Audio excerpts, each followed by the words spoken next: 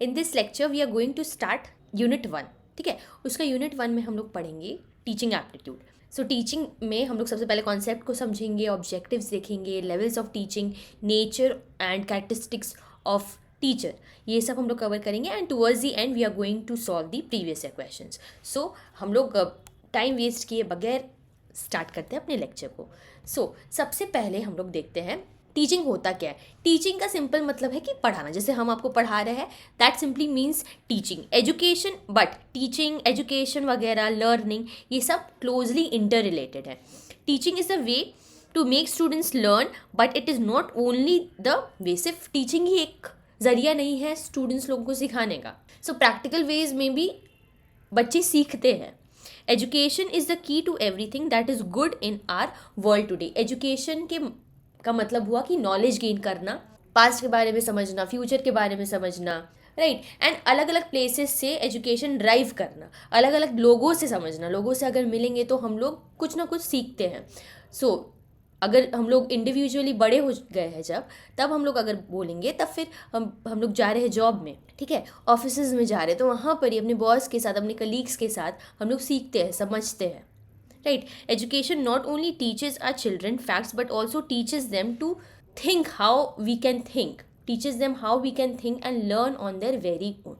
Education का मतलब है कि हम लोग को समझ में आना कि हम लोग फैक्ट्स फिगर्स को कैसे समझते हैं, हम लोग को सोचने का एक जरिया दिखाना, एक डायरेक्शन देना, that is education. And learning is रट्टा मारना, एक बच्चों का लेवल में अगर बोलेंगे तो याद करना, मगअप करना, दैट इज़ लर्निंग। और जैसे हम लोग बड़े होते जाते हैं, so learning is from various facets, अलग अलग प्लेसेस से हम लोग लर्न करते हैं। Next we have the objectives of teaching. So सबसे पहला ऑब्जेक्टिव ऑफ टीचिंग है knowledge objective. The students to learn the facts, to get information through their books, through their study, by understanding the concepts. फिर है दूसरा skill objective. तो skill, अलग अलग बच्चों को स्किल सीखना। अब स्किल्स कैसे सीखेंगे? दे कैन रीड, राइट, पढ़ना, फिर समझना, problem solving techniques, case study, communication, practical abilities. So अलग अलग तरीक़ों से डेवलप करना स्किल्स, ताकि वो लोग future in the period of time वहाँ अप्लाई कर सके। देन अंडरस्टैंडिंग ऑब्जेक्टिव, कोई भी कॉम्प्लेक्स सब्जेक्ट को समझना, अंडरस्टैंड करना। Then we have application objective. अब जो भी सीखे हैं, जो भी हम लोग लर्न किए हैं फैक्ट्स, फिगर्स, बुक्स वगैरह से, उस चीज़ों को अप्लाई करना। enabling students to apply what they have learned in their very real life situation. Then we have attitude objective. Attitude मतलब right attitude रखना, हमेशा optimistic रहना। कोई भी situation आ जाए लाइफ में तो बच्चों को ये समझाना that you have to stay positive in every field of the opportunity which you are getting or the problem you are facing. Then we have character development objective. Character development अच्छा बच्चों को ऐसे डेवलप करना so that they become good citizens, they work with the other people in the society and they become great human beings. क्योंकि main objective teaching हो गया, learning हो गया, नॉलेज गेन करने का यही है कि गुड सिटीजन बन सके सोसाइटी का। So character development objective is the greatest objective of knowledge and teaching. Then we have social development objective. Social development helping the students to adjust according to the society, work with other people in the society, दूसरे लोगों के साथ empathy रखना, दूसरे लोगों की बातों को समझना, and they should ultimately become good citizens of the society, a helping human being, a humble human being. Then we have critical thinking objective. दिमाग लगा करके सोचना, कोई भी चीज़ों को बस ग्रास्प नहीं कर लेना है, हमें अपना बुद्धि यूज़ करना है, क्रिटिकली अंडरस्टैंड करना है चीज़ों को, and then we can learn that for a longer period of time and we can apply that for a longer period of time. Then lastly we have the problem solving objective. कोई भी problem आया उसको कैसे करके face करना, उसको कैसे करके सॉल्व करना, ये सब चीज़ें हम थ्रू टीचिंग समझते हैं, right. Then we have the hierarchy of cognitive engagement. So ये इंपॉर्टेंट है. सो यहाँ 3 लेवल्स ऑफ कॉग्निटिव एंगेजमेंट है या फिर डेप्थ्स ऑफ टीचिंग है. सबसे पहला है रिफ्लेक्टिव, सबसे पहले नीचे से होगा memory level, then understanding level, then finally reflective level होगा. So memory level just retention and recall of information. जैसे छोटे बच्चे लोग बस सोचते हैं, सुनते हैं, and then they just understand and they just mug up the situation. जैसे कि अगर हम लोग कहते हैं किसी भी बच्चे को दैट डॉग हैज़ 4 legs. सो वो किसी भी दूसरे एनिमल को देखेगा तो वही समझेगा कि किसी का भी 4 legs है तो वो डॉग ही है.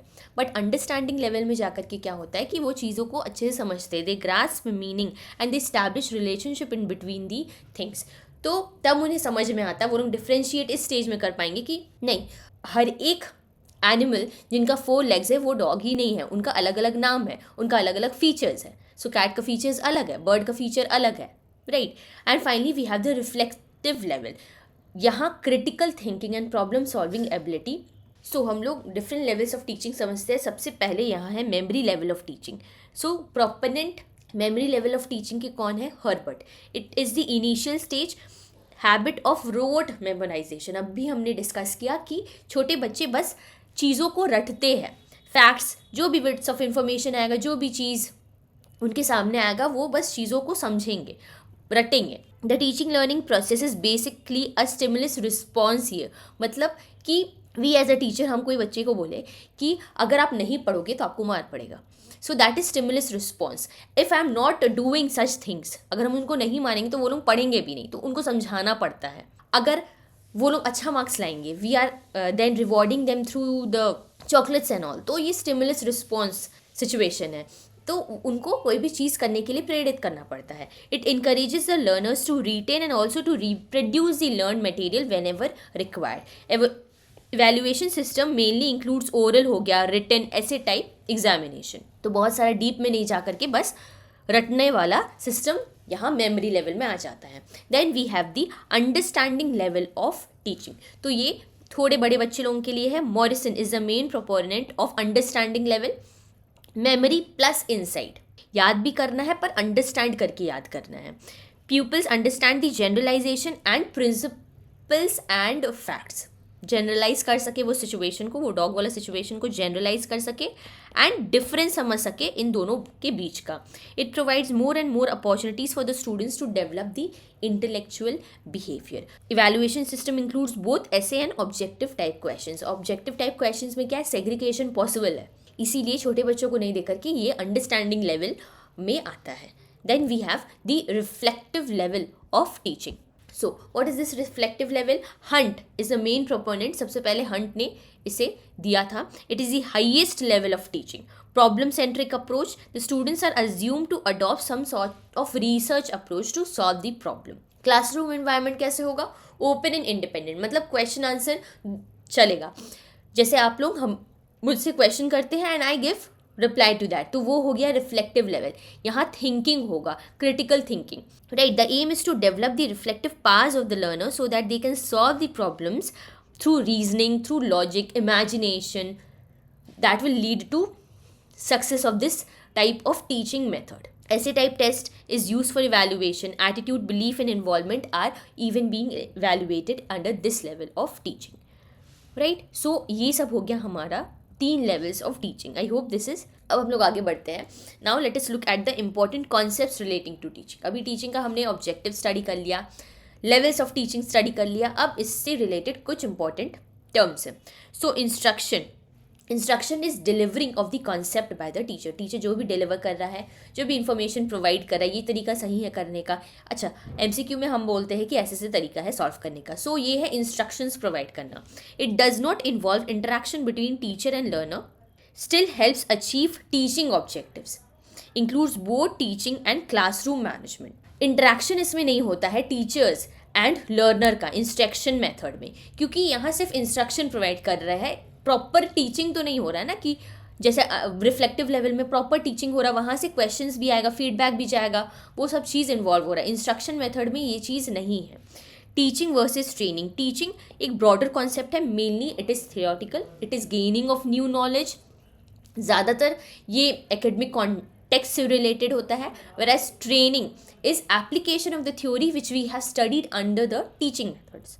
टीचिंग में जो भी हमने स्टडी किया है उसको अप्लाई करना, that falls under training. It provides specific job related और technical skills to the learners, है ना. जॉब में जो भी चीज़ यूज़ होगा, या तो हो सकता है ऑन द जॉब ट्रेनिंग हो, ऑफ द जॉब ट्रेनिंग हो, दोनों ही हो सकता है. तो वहाँ practical application of what we have learn, what all the education we have gathered, वो सब चीज़ें आते हैं। It enhances existing knowledge using tools and techniques, mould भी करता है हैबिट्स या फिर परफॉर्मेंस को। ये जो भी स्किल्स सीखेंगे वो हम लोग अप्लाई करेंगे तो हम लोग को करने का तरीका पता चलेगा, इससे हमारा हैबिट्स डेवलप होगा, अच्छे अच्छे हैबिट्स हम लोग सीखेंगे and we are going to perform well. Now we have indoctrination. It is the highest order of teaching. Indoctrination मतलब होता है impressing beliefs and ideas upon the others, influence करना किसी भी लोगों को। जैसे स्टूडेंट्स को हम लोग इन्फ्लुएंस करेंगे that you have to do the task in such manner. अब छोटे बच्चों के ऊपर इम्पोज करना तो ठीक है, बट अगर वो, जैसे आप लोग बड़े हैं, आप लोगों के साथ क्रिटिकल थिंकिंग होगा, फीडबैक एंड क्वेश्चन आंसर सब चलेगा, तब उससे क्या होगा, माइंड डेवलप होगा। In fact the teachers that we are, that हम लोग का भी माइंड डेवलप होता है आप लोगों को पढ़ाने से, ठीक है। It can be a part of teaching. Teaching is possible without indoctrination, but indoctrination is not possible without teaching. So teaching is possible. Teaching कर सकते हैं, अब टीचर पढ़ा रहे, जैसे रिफ्लेक्टिव लेवल में था, यहाँ टीचिंग हो रहा है, ठीक है। सो this is possible, teaching is possible without indoctrination, but यहाँ इन्फ्लुएंस नहीं हो रहा है। सो this is possible, but indoctrination is not possible without teaching. अगर हम इंटरेक्ट ही नहीं करें, अगर हम पढ़ा ही नहीं रहे, तो हम आपको इन्फ्लुएंस कैसे करेंगे, right. So this is the concepts related to teaching. I hope this is very much clear. इसका सिंपल सा मतलब यही हुआ कि दूसरे को इन्फ्लुएंस कैसे करना, दूसरे को परसुएट कैसे करना, एक ही चीज़ पर स्टक होने। Now we have next the nature of teaching. अब नेचर ऑफ टीचिंग का अलग अलग पार्ट्स है।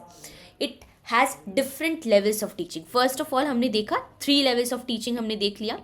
So it has different levels of teaching. Next is that it takes place in a dynamic sort of environment. अब changing sort of environment में teaching हो सकता है अलग अलग प्लेसेस में जाकर के, कॉन्फ्रेंसेस में, देखिए कॉन्फ्रेंसेस में जाकर के, सेमिनार्स अटेंड करके, ऑफिसेज में भी हम लोग सीखते हैं। ऐसे जनरल सीखने की बात करेंगे तो हम लोग सीखते हैं स्कूल्स में, कॉलेजेस में। So it takes place in dynamic sort of environment. Learning takes place in a dynamic sort of environment even. It is closely related to education, learning, instruction and training. So teaching is closely related with each and every part. It is essential as intellectual activity.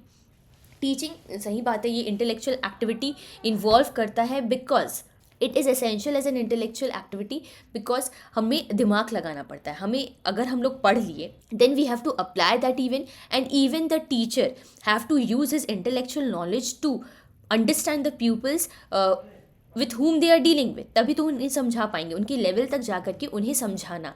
That is a nature, that is a feature of a teacher. Then we have nature of teaching as an art as well as a science. So ये scientific approach भी है teaching, कि math समझाना है, science समझाना है, practical aspect समझाना है टीचर को।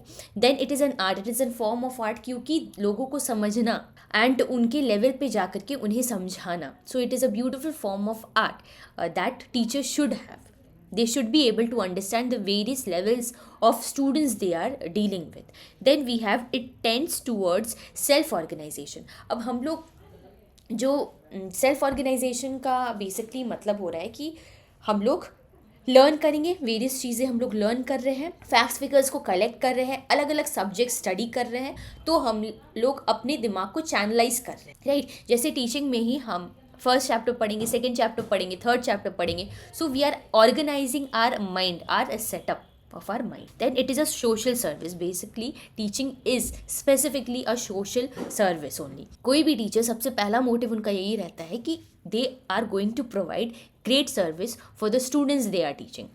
Then we have, it includes lengthy period of study and training. So ये बहुत ही लंबा प्रोसेस हो जाता है। टीचर का पढ़ाने का तरीका दूसरा हो सकता है, that could be lengthy, that could be, so it includes lengthy period of study and training. So study and training एक बहुत ही लंबा period of process हो सकता है, because under training we have both online on the job training भी होता है, of the job training methods भी होता है।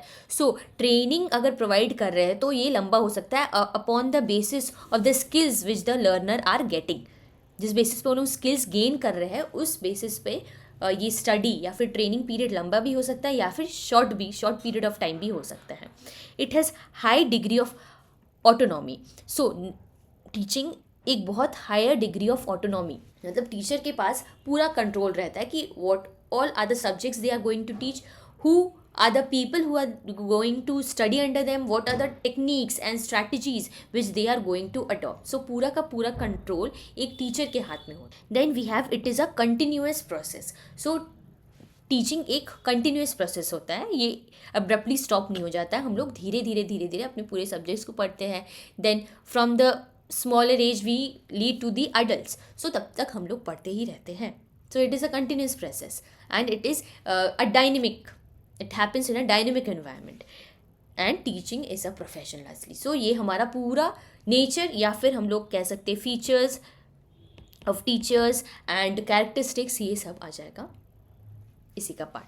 Now let us move towards the previous questions. सबसे पहला क्वेश्चन आपके सामने है, which one of the following is considered a sign of motivated teaching. Motivated teaching का साइन कौन सा है? सो इसका राइट आंसर है students asking the questions. Motivated teaching का मतलब ही हुआ स्टूडेंट जब इन्वॉल्व है, जब वो लोग क्वेश्चंस अपने टीचर से पूछ रहे हैं.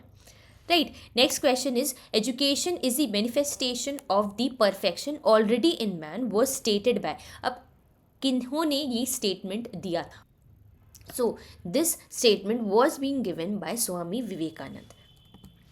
स्वामी Vivekananda believe that every person already has perfection within them in the form of, या तो स्ट्रेंथ है, उनके पास नॉलेज है, लर्निंग है, पोटेंशियल है, that they can do greater things in their life. Education's purpose is not to fill the mind but to bring out that inner perfection. So हमारा right answer हो जाएगा Swami Vivekananda. Next question is which of the following is not a prescribed level of teaching. अभी हमने levels of teaching study किया, सो इसमें से कौन सा लेवल नहीं है? सो डिफ्रेंसिएशन ये नहीं है. हमने मेमोरी लेवल स्टडी किया, अंडरस्टैंडिंग देन रिफ्लेक्टिव लेवल, तीनों स्टडी किया, बट डिफ्रेंसिएशन ये नहीं है. Next question is which of the following factors does not impact teaching. So इसका राइट आंसर है socio economic background of teachers and learners. अब teachers and learners का economic background क्या है, उससे तो हमें कोई मतलब नहीं है ना. टीचिंग में टीचर का नॉलेज कितना है, कितना डेप्थ है, कितना वो अंडरस्टैंड कर सकती है अपने सब्जेक्ट को, वो समझना इंपॉर्टेंट हुआ. Then classroom activities that encourage learning. Classroom activities क्या क्या इन्वॉल्व होता है, डे टू डे प्रैक्टिसेस क्या क्या होता है, that will influence the learning pattern and learning through experience. ये सब आ जाएगा important factors that impact teaching. But teacher का बैकग्राउंड क्या है या फिर स्टूडेंट्स का बैकग्राउंड क्या है, ये कोई मैटर नहीं करता है. Next question is a good teacher is one who. So इसका राइट आंसर है inspire students to learn. Inspire students to become better version of themselves. Inspire students to learn good concept, facts को relate करना, understand करना, ये सब एक अच्छे teacher का काम है. गिव्स यूजफुल इन्फॉर्मेशन, ठीक है, यूजफुल इन्फॉर्मेशन देना, बट इंस्पायर करना ताकि वो पढ़े, तब तो यूजफुल इन्फॉर्मेशन गैदर कर सकते हैं. राइट. सो ये हमारा राइट आंसर हो जाएगा, inspire students to learn. Best answer होगा.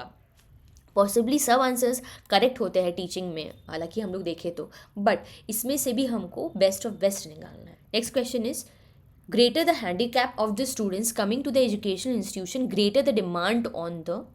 देखिए, अब कोई भी हैंडीकैप स्टूडेंट आ रहे हैं किसी भी यूनिवर्सिटी में, किसी भी इंस्टीट्यूट में, ठीक है, एजुकेशन इंस्टीट्यूशंस में आ रहे हैं, सो वहाँ की जो भी गार्जियन है जो उनको सेंड कर रहे हैं, वो यही सोचेंगे कि टीचर जो है वहाँ वो अच्छे से मेरे सन या फिर डॉटर को हेल्प कर सके, ताकि वो अपने हैंडीकैप सिचुएशन से इम्प्रूव हो सके, ऑप्टिमिस्टिक रहे, अपने कोई भी सिचुएशन ऑफ लाइफ में घबराए नहीं. So greater the handicap of the student, जो बच्चे लोग ठीक से परफॉर्म नहीं कर पा रहे हैं in their life, in their daily life we can say, और in their academic field, comes to the education institution, greater the demand of the teacher. Teacher वहाँ सबसे ज़्यादा important role play करता है, because he or she is a person who is going to shape the mind of the students. He is going to inspire the students to be optimistic and to be motivated. Next question is which of the following attributes denote great strengths of a teacher. Teacher का अच्छा strength किस में show हो रहा है? So the right answer over here is option number B. Option number B में देखिए कौन कौन सा. Full time active involvement of the institutional management. अगर कोई भी टीचर इंस्टीट्यूट जा रहे हैं तो क्या वो अच्छे टीचर है, स्ट्रेंथ है क्या? वो गलत बात है. रोज़ रोज़ अगर इंस्टीट्यूट जा रहे हैं बट वहाँ बच्चों को समझ ही नहीं आ रहा है जो टीचर पढ़ा रहे, तो जाना बेकार ही है. Next is setting example. ये बात ठीक है कि सेट एग्जाम्पल कि कैसे लीड करना है लाइफ में बच्चों को, कैसे इंस्पायर करना है बच्चों को, डे टू डे लाइफ में उनको कैसे परफॉर्म करना है, in the future period of time how they are going to become good human beings और नॉट। तो ये सब छोटा छोटा एग्जाम्पल सेट करना, मोल्ड करना बच्चों को, बच्चे के हैबिट्स को, बिहेवियर को, ताकि वो अच्छी ह्यूमन बन सके in the future. Then we have willingness to put assumptions to the test. अब कोई भी कॉम्प्लेक्स चीज़ों का अजम्पशंस पहले पुट करना, ये टीचर का काम होता है कि दिस इज़ द टेस्ट और ये उसका अजम्पशंस है। इससे आप ये कॉम्प्लेक्स सब्जेक्ट्स को पढ़ सकते हैं, समझ सकते हैं, सीख सकते हैं। तो ये सब चीज़ काम है टीचर का कि कॉम्प्लेक्स चीज़ों को डिकोड करना, टेस्ट को भी समझाने अच्छा से, अजम्पशंस को साथ में लेते हुए चलते हुए, ताकि बच्चे लोगों को अच्छे से कॉन्सेप्ट समझ में आ जाए। एक्नॉलेजिंग मिस्टेक, अगर कोई भी गलती टीचर के पार्ट में हो गया है तो teacher should be humble enough to respond to that. They should admit that mistake and they should try resolving that situation there and there itself, या फिर they should comment that is not going to happen in the future, right. So हमारा option 2, 3 and 4 right है। Last question of today's lecture is what is required for good teaching. So इसका right answer क्या हो जाएगा पूरा, देखिए कैसे।